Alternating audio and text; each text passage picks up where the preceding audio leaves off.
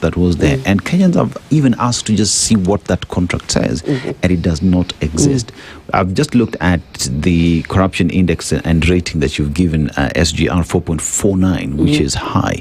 And with that, return on investment, dealing with corruption and suspicion that does exist today, are we seeing that even being handled in the next phases, perhaps?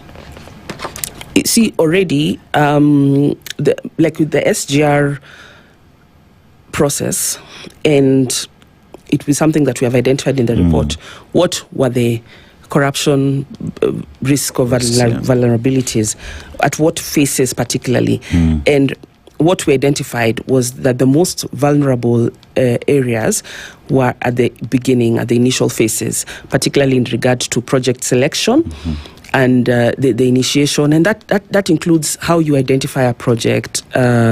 Is it priority? How do you contract and so on? How do you identify the contractors? Is it a competitive, open bidding processes, so that you actually ensure that you get value for money and you get the best people who are able to deliver the project? Now, we found that process was not satisfactory, in terms of when you look at transparency, accountability, access to information, and even public participation, and even oversight, when you look at the critical institutions that should be involved in oversighting public investments and finance. Now, we are already seeing that in this process, in these phases that are now being, have been initiated, in terms of the initial process. How is it?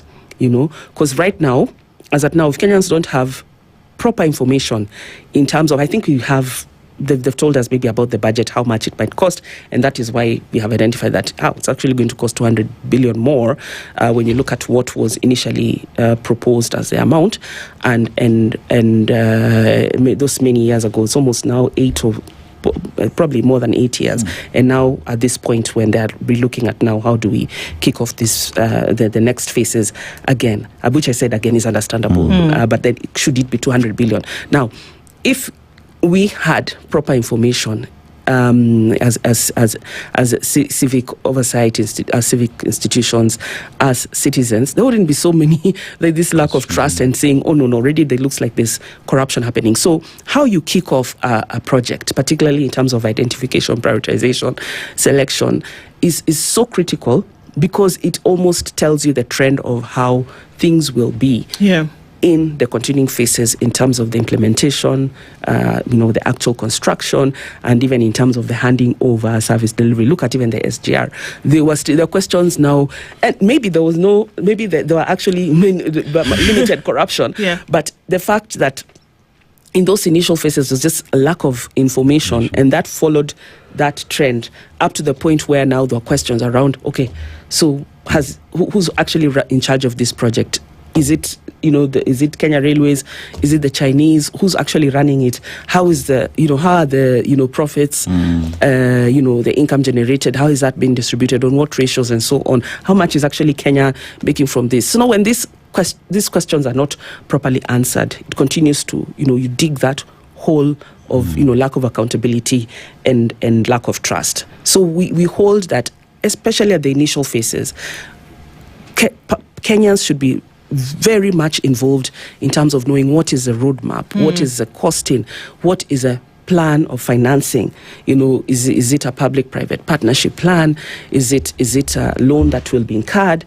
Are we getting this from all these levies that are charged? It's the road levies, railway levies, and all these funds that are starting. Now we have this whole elephant in the room, in terms of the National Infrastructure Fund. Yesterday we had the Sovereign Wealth Fund bill signed into law, but there are questions, because they're still, even within those laws, there are questions about whether we have critical oversighting mechanisms, particularly by Parliament, the Office of the Auditor General, the Controller of Budget, to even give just a surge or satisfy Kenyans that this funds or anything, any infrastructure development project that we actually undertake is well covered, particularly in terms of oversight.